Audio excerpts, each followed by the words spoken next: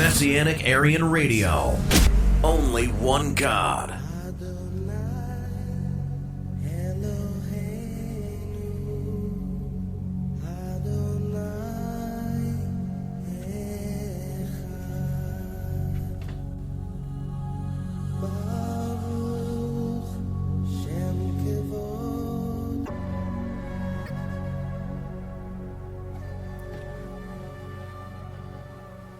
Hello, this is Eliseo Rodriguez, and this is the Arian Orthodox Church. Happy New Year. Today is the first day of 2017.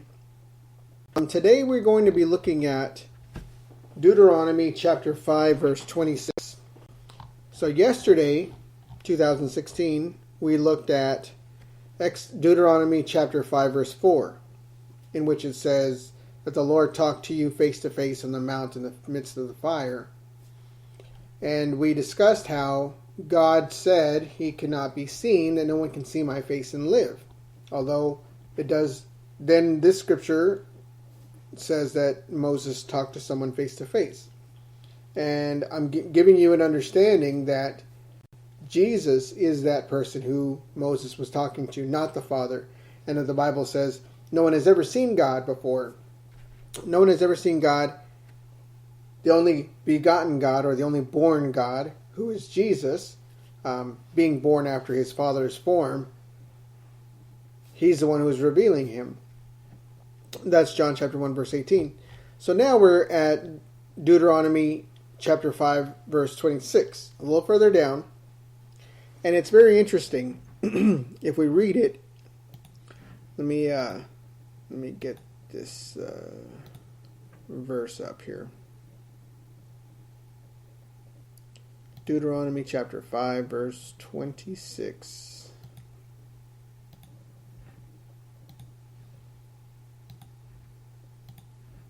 So it says, For who is there of all flesh that has heard the voice of the living God, speaking out of the midst of the fire, as we have, and lived? So that's the verse. Let's read it again. For who is there of all flesh that has heard the voice of the living God, speaking out of the midst of the fire, as we have, and lived? Now they're saying, who's done this? Now they're talking about just hearing God. And they've experienced this personally, and they're saying, we heard God and we lived, and how amazing was that? They understood how awesome just hearing him was, and how they felt like they should have died just hearing his voice. Now, let's remember that there is an event where it said that Moses had seen God face to face.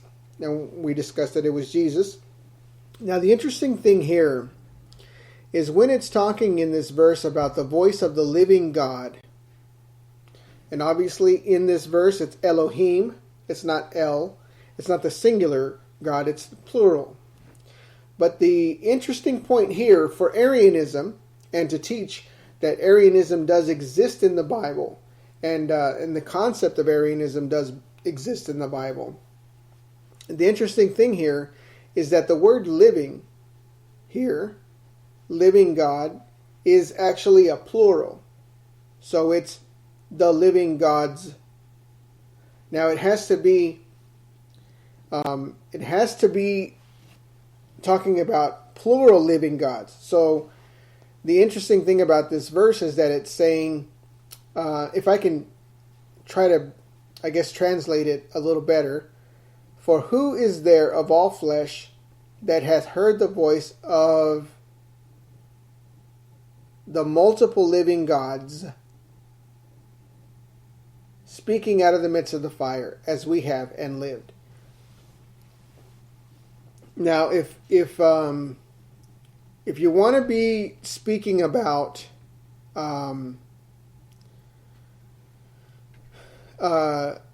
God, you don't use gods in the plural. It's not normally the way it's being spoken, or not normally the way it should be said. It's the living the living gods, living in plural. And so we need to start looking at what does it mean. Now, you're saying living gods, multiple living gods or plural living gods here in the midst of the fire. And it has significance. It has significance to what we're trying to teach here. Let me see here. So Moses uses the plural adjective with the plural noun. That's the point. Hath heard the voice of the living God. That living is plural. It's hayim. And so it's saying that there are multiple living gods in this verse. And that's kind of lending itself towards monolatry, where monolatry is the understanding that there is only one Most High God, but that there are other things that can be called God. And Jesus, in particular, is unique because he is born as a God. In other words, a human born as a child of a human is going to be human in form. A child of God is going to be God in a God form, in a God state of being. Now, he's not going to have all the power that God does. He doesn't have all of the strength and the always existence from, he's not going to inherit all of that. When you're born from your father, you're not as old as he is. That doesn't transfer. And so it doesn't transfer for Jesus either, that he's now always existent.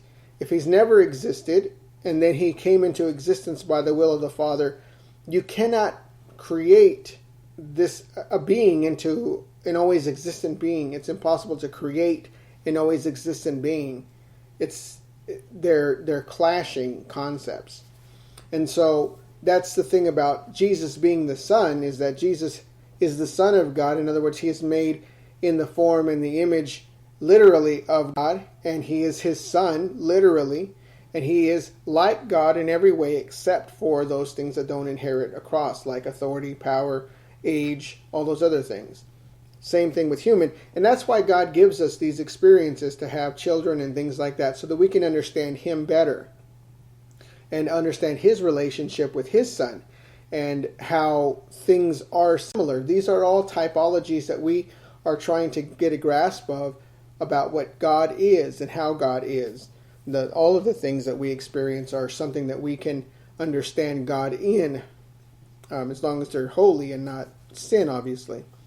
So in this verse, it's particularly interesting. In the Jewish, now we're talking about the Memra, and how the Memra is very important. It's a Jewish concept. The Memra is the being that operates and is a Jewish concept of a being who is the representative of God, who goes forth and shows the glory of God and the image of God and speaks for God and makes the appearance for God. That is the concept of the Memra. And the Memra is like the word of the Lord. So when you look in the word of the Lord, or find the word of the Lord came to, sometimes it's not just they received the message from God, but that this being called the word of the Lord came to them and said. Sometimes it's meant in that way, and that's the concept of the Memra.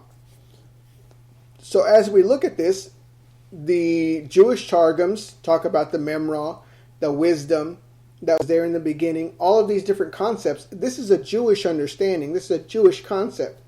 And in Arianism, we keep that concept. We don't lose that concept. We understand that the Memra, who they understood, who Jews understand, that there is a being who is representing God. Although you've never seen God, there's a being out there that's representing God and is speaking for God and is being his shaliah, his being his ambassador. The Jews have understood this for millennia, right? 1,000 years, they've at least 2,000 years that this concept was going on. I mean, the Targums, some of the Targums were 50 BC.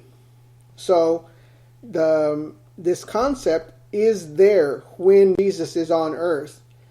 when he comes as and becomes a human, when he's here, that's the concept in the Jewish circles.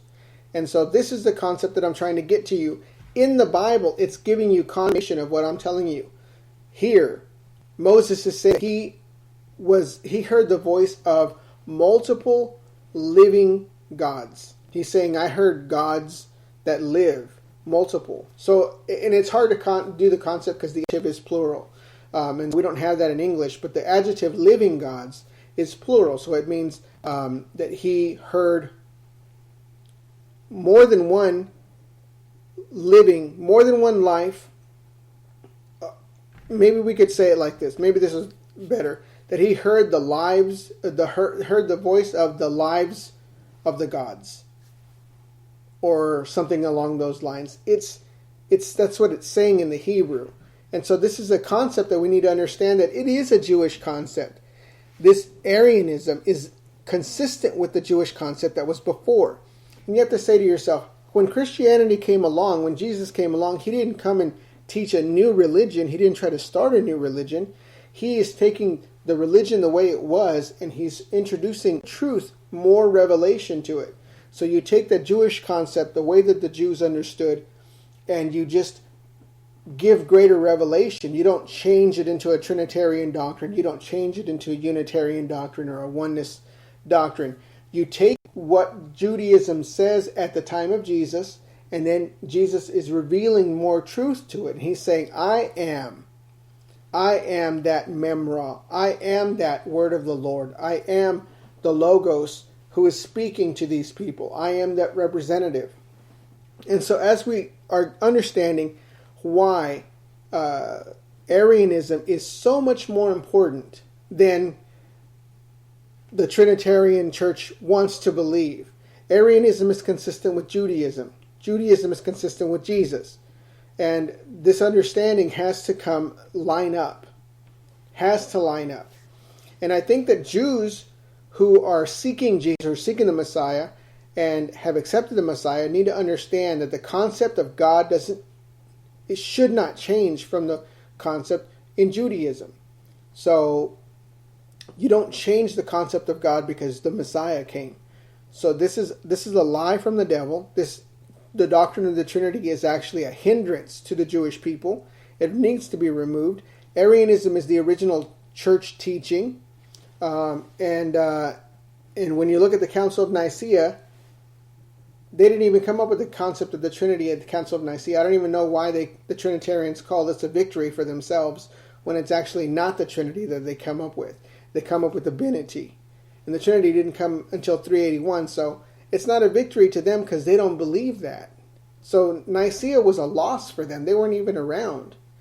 But so we're going to close right here. But I just want you to understand that the concept of Arianism and the concept of Judaism is the same. It's the same concept. It's just that we have a name for that Memra. We have a name for that being who was there, and that's Jesus, who is his son. So we have greater revelation of who the Messiah is, and have the Messiah already returned. But that understanding from Judaism is consistent. It is the same. And that's what you need to understand. That's what you need to pray about and ask God to reveal. Visit us on Facebook. We have the group, the Arian Orthodox Church, the group, and then we have a page which is more for advertising and trying to reach out to more people. We have arianismtoday.com, and those are our main channels of doing things. Obviously, YouTube, the Arian Orthodox Church on YouTube, and Spreaker, we're starting to do a little more of this. So I hope you have a great new year, 2017. I'm sure that you are going to be blessed whatever year it is, and wherever you are, as long as you are seeking the truth and praying that God reveal those things to you. So be blessed. Know that I am here for you if you have any questions, and we will talk to you next time. Bye. Restoring the original Aryan Jewish faith.